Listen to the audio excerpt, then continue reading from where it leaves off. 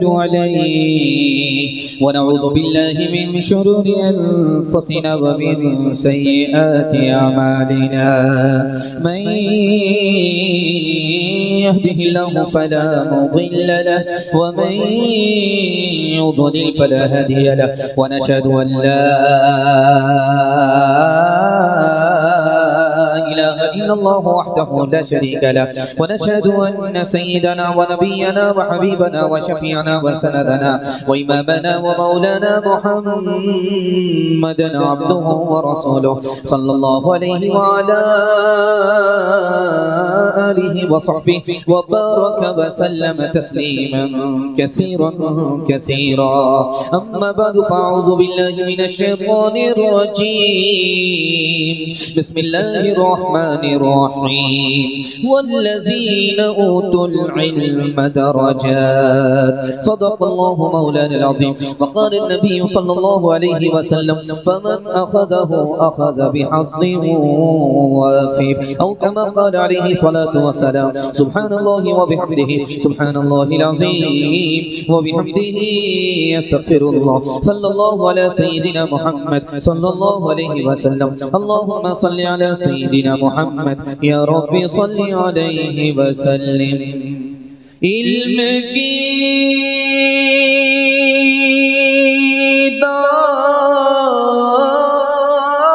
دولت ہے سیلا زوال جس کے آگے گنج کرو پائیمان علم سے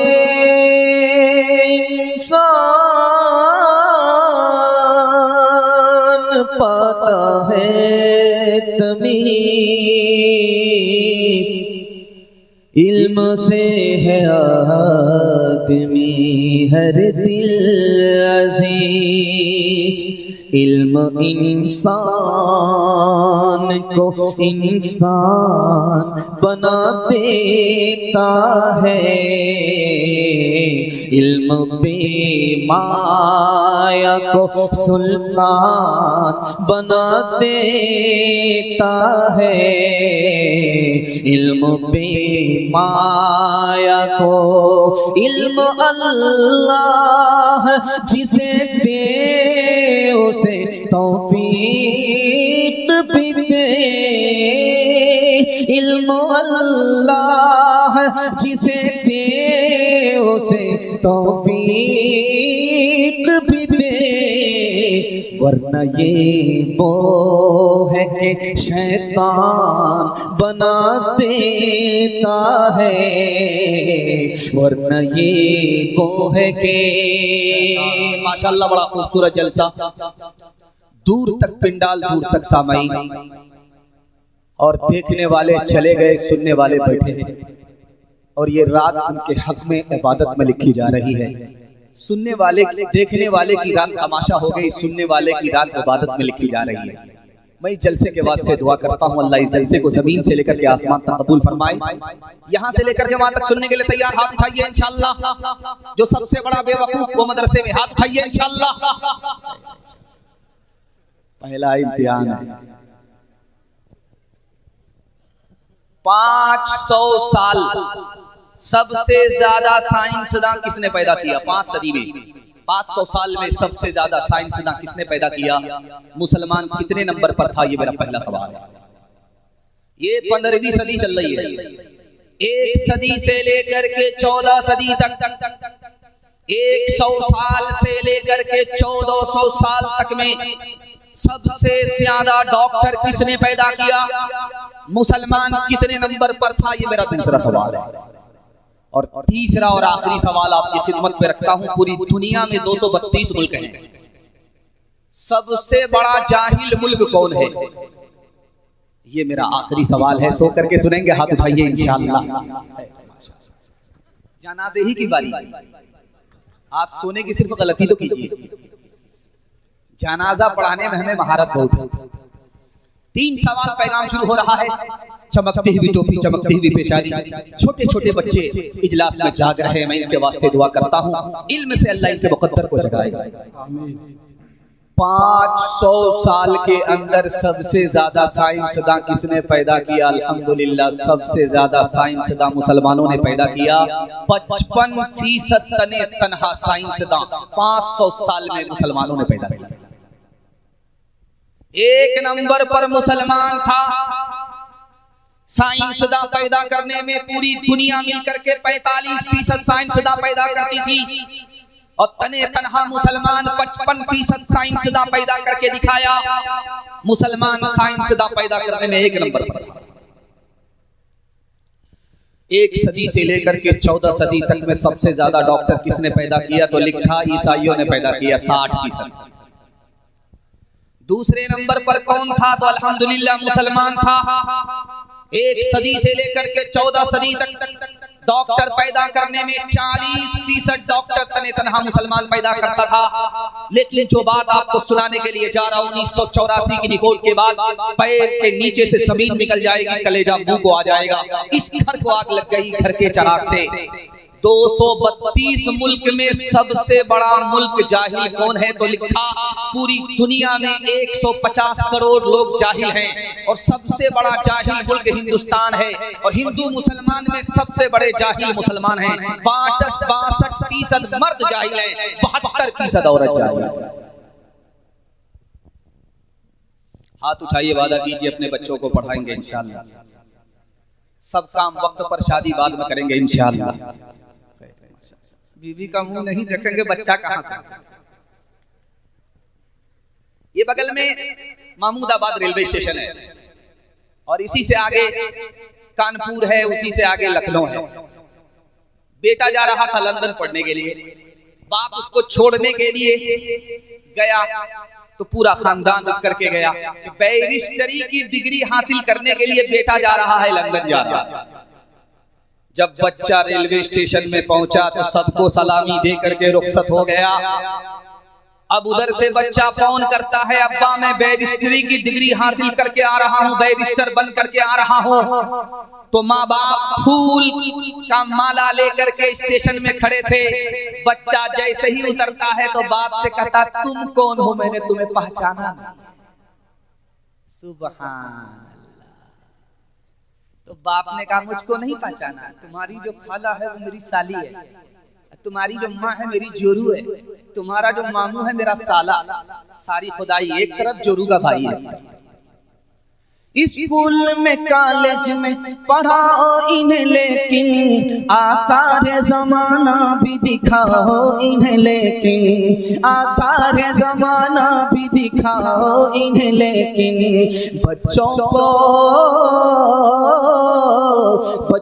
को अपने दीन से हरगिज़ न हटाओ। हर घर में कोई हाफिज़ कुरान बनाओ, हर घर में कोई हाफिज़ कुरान बनाओ।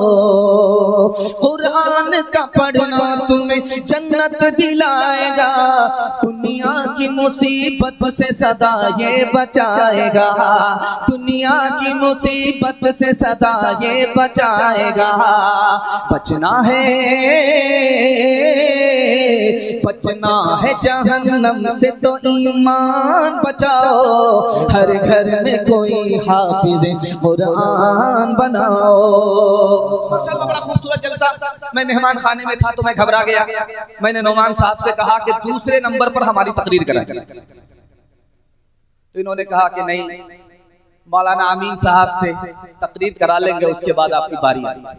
मुझे समझ में आ गया कि जलसा खत्म हो जाएगा, मिलाद हो जाएगा, कुर्सी खाली हो जाएगी, लोग होंगे नहीं, जलसा मिलाद बन जाएगा। तो मैंने सोचा अगरबत्ती और मोमबत्ती का इंतजाम करता हूं।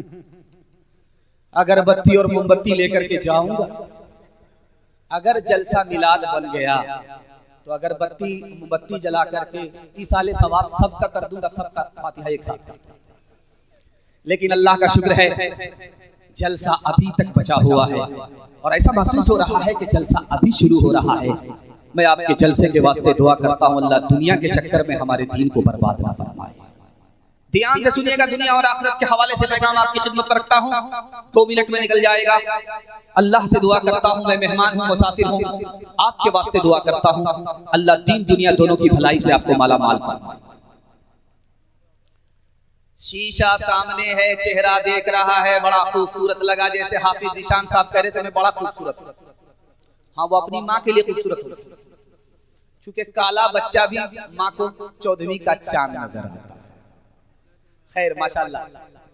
तो वो आईना देख रहे थे, चेहरा देख रहे थे, तो अपने वजीर से कहा कि वजीर मैं कैसा आदमी हूं, कैसा खूबसूरत हूं, क्या मेरा चेहरा चमक रहा है, 14वीं का चांद लग रहा हूं। तो वजीर ने कहा हुजूर आप खूबसूरत होते, मगर एक बात। अब अगर मगर की बात सुन सके बादशाह को झटका लगा कि जरूर दाल में काला है। वजीर ने कहा कि बादशाह सलामत, आप बहुत खूबसूरत होते मगर हो नहीं, आप बहुत हुस्नो जमाल वाले होते मगर हो नहीं, अगर मौत नहीं होती तो आप खूबसूरत होते, मौत है इसलिए आप खूबसूरत नहीं हो। बादशाह ने आलीशान महल बनाया, खूब पैसा लगाया। जब महल मुकम्मल हो गया तो अपने वजीर से कहा कि कितना खूबसूरत महल है। तो वजीर ने कहा हुजूर मगर 2 ऐब है। अब बादशाह के कान खड़े हुए कि सारी मेहनत बर्बाद।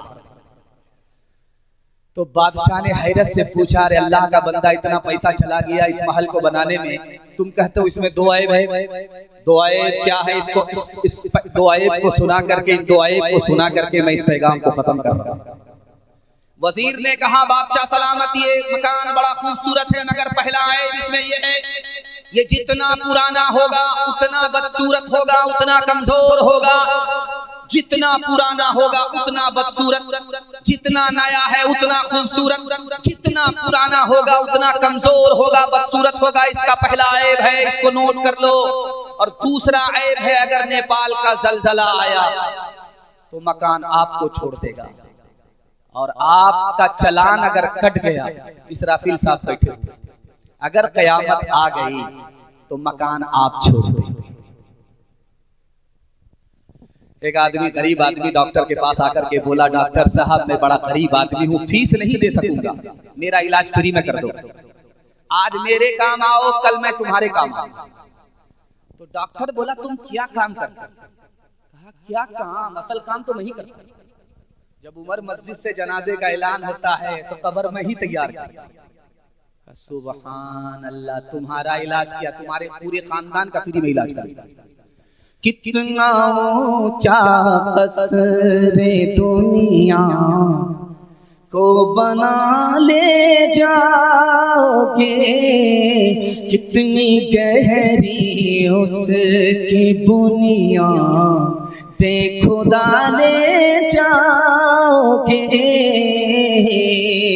कितना अर्ज़ो तूल में उसको बढ़ा ले जाओगे, खींच कर उसका कहाँ तक सिलसिला ले जाओगे।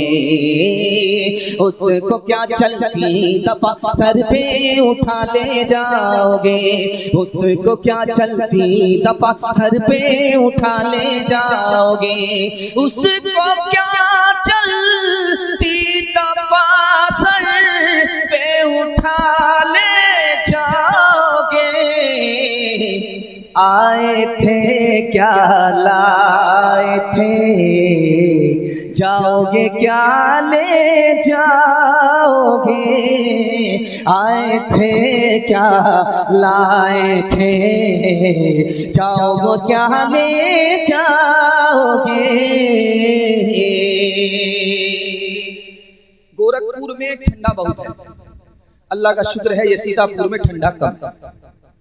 लोग इतना करीब करीब बैठे हैं कि मुझे बड़ी खुशी है कि ठंडा नहीं लगेगा, सट सट करके बैठे।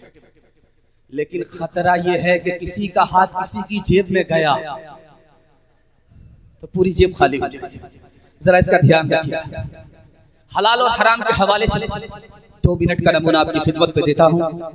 अगर आप चाहते हैं, मैं मसरत रसूल पर गारंटी देता हूँ कि आपके हाथ पर भी पैसा होगा, जेब में भी पैसा होगा, घर में भी पैसा होगा, जरूरत खत्म हो जाएगी मगर पैसा खत्म नहीं होगा, गारंटी है।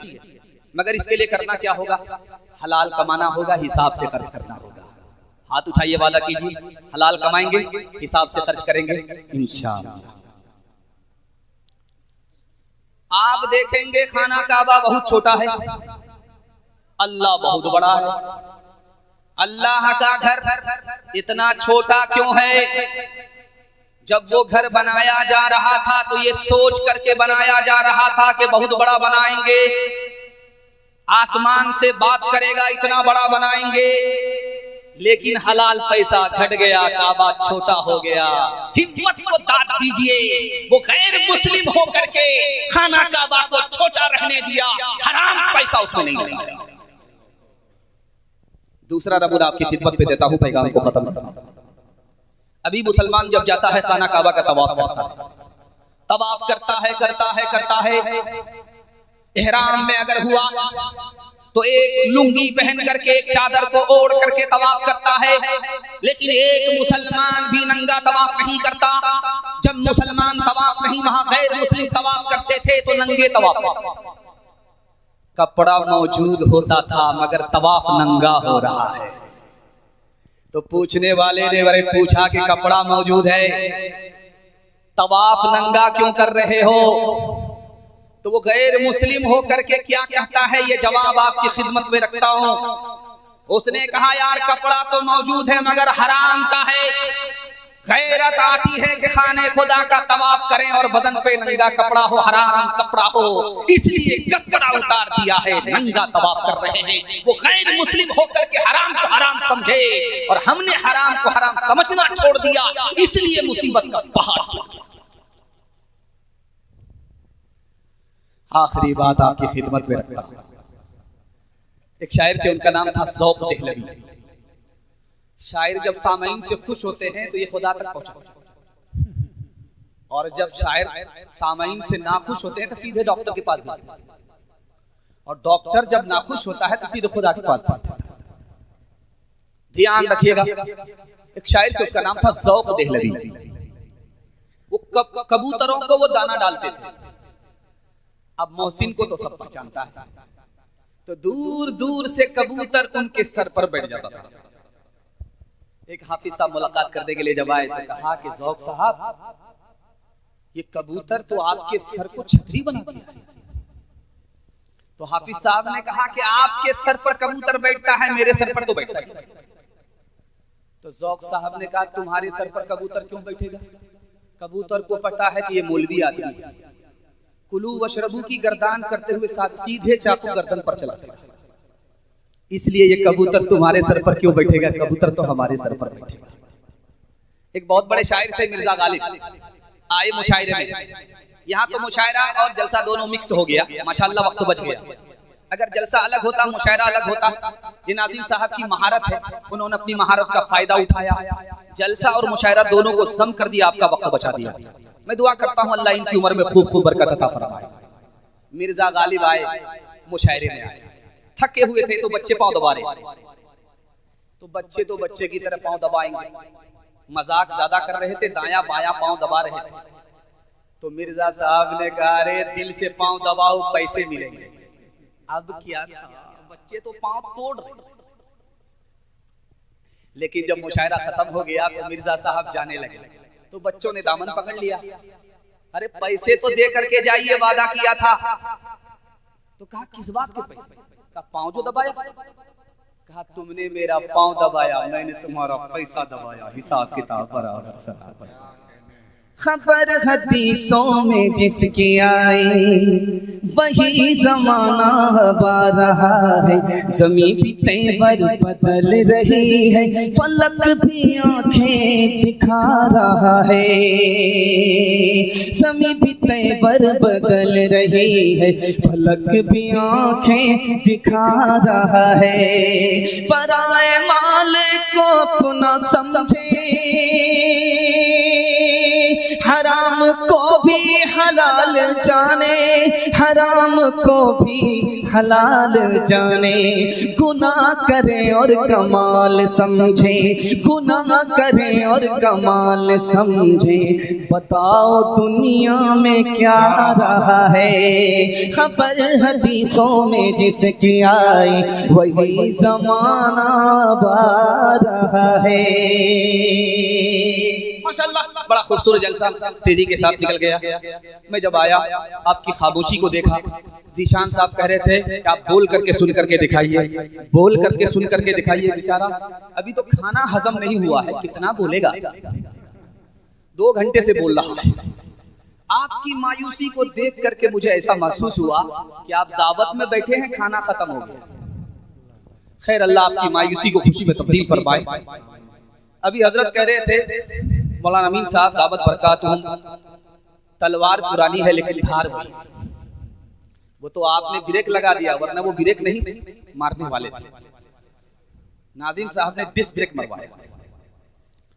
खैर, वो कह रहे थे कि शादी के अंदर ये मामला वो मामला। मैं ये राज आपको बताने के लिए जा रहा हूँ, शादी महंगी हुई कैसे, ये राज आपको बता रहा हूँ। लड़के के घर से दूल्हे के घर से शादी महंगी हुई है। मैं उसकी माँ को दिखाने के लिए जा रहा हूँ, खुद लड़का को दिखाने के लिए जा रहा हूँ और उसके बाप को दिखाने के लिए जा रहा हूँ। उसके बाद फैसला आपके हाथ में है। आप महसूस कर लीजिए कि ये शादी महंगी कहाँ से हुई है। लड़के के घर से। लड़के की माँ इधर बैठी हुई है, लड़की की माँ उधर है। इस दौर में सांप सांप को नहीं डसता, इंसान इंसान को डसता है। ये रवायत आपको दिखाने के लिए जा रहा हूँ।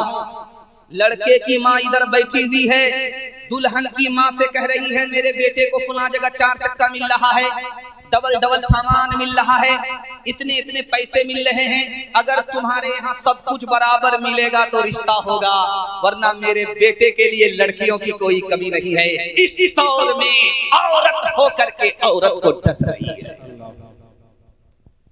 अब दिखाने के लिए जा रहा हूँ कि जिस लड़के की शादी होती है वो लड़का कैसा होता है। आप देखेंगे लाल कुर्सी होगी और उसके सर पर सेहरा होगा, रुमाल निकाल करके वो मुंह पर रख करके बोलता किसी से पता नहीं किससे पर्दा, और मुंह पर रुमाल रख करके अंदर हंसता है। दाल में काला नहीं है, पूरा घोटाला, पूरा घोटाला करके बैठा हुआ है।